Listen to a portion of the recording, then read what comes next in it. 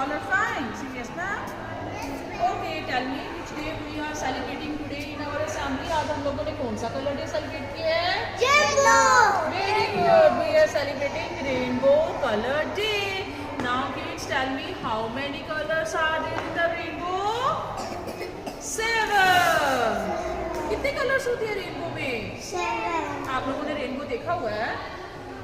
Yes or no? Rainbow एक reflection होती है जो आफ्टर रेन जो है वो हमें स्काई में दिखाई देती है जब सन जो है वो रेन ड्रॉप्स को क्रॉस करता है, तो रेनबो जो है ऐसे रेनबो जो है वो स्काई में बनता है. ठीक है, तो let's count the colour that are in the rainbow. Rainbow में कितने कलर्स होते हैं? 7 कलर्स होते हैं. कितने कलर्स होते हैं?